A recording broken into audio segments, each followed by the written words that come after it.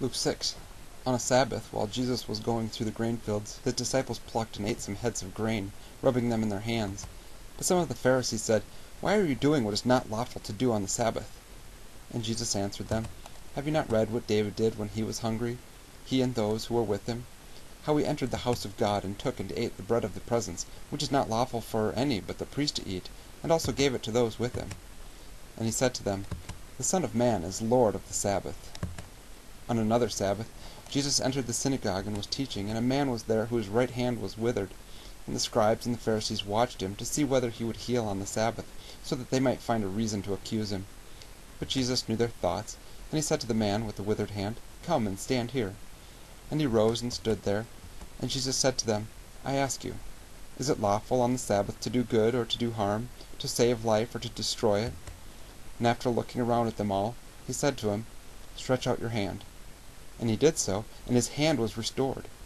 But they were filled with fury and discussed with one another what they might do to Jesus. In these days he went out to the mountain to pray, and all night he continued in prayer to God.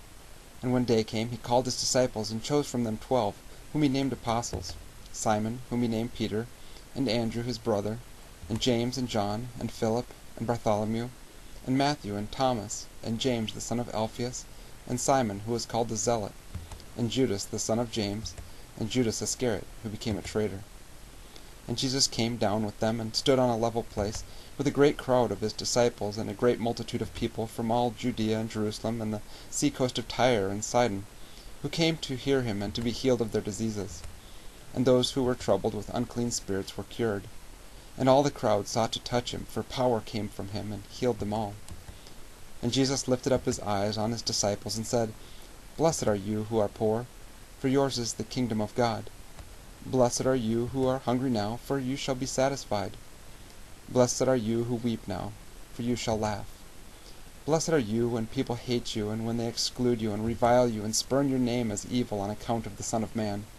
Rejoice in that day, and leap for joy, for behold, your reward is great in heaven, for so their fathers did to the prophets. But woe to you who are rich, for you have received your consolation. Woe to you who are full now, for you shall be hungry. Woe to you who laugh now, for you shall mourn and weep. Woe to you, when all people speak well of you, for so their fathers did to the false prophets. But I say to you who hear, love your enemies, do good to those who hate you, bless those who curse you, pray for those who abuse you. To one who strikes you on the cheek, offer the other also. And from one who takes away your cloak, do not withhold your tunic either. Give to everyone who begs from you, and from one who takes away your goods do not demand them back. And as you wish that others would do to you, do so to them. If you love those who love you, what benefit is that to you? For even sinners love those who love them. And if you do good to those who do good to you, what benefit is that to you? For even sinners do the same. And if you lend to those from whom you expect to receive, what credit is that to you? Even sinners lend to sinners, to get back the same amount. But love your enemies, and do good, and lend, expecting nothing in return, and your reward will be great, and you will be sons of the Most High, for he is kind to the ungrateful and the evil. Be merciful, even as your Father is merciful. Judge not, and you will not be judged. Condemn not, and you will not be condemned. Forgive, and you will be forgiven. Give, and it will be given to you. Good measure, pressed down, shaken together, running over, will be put into your lap.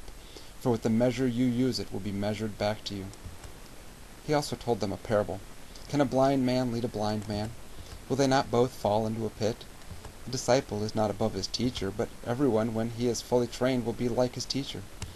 Why do you see the speck that is in your brother's eye, but do not notice the log that is in your own eye? How can you say to your brother, "Brother, let me take out the speck that is in your eye," when you yourself do not see the log that is in your own eye? You hypocrite! First take the log out of your own eye, and then you will see clearly to take the speck that is in your brother's eye.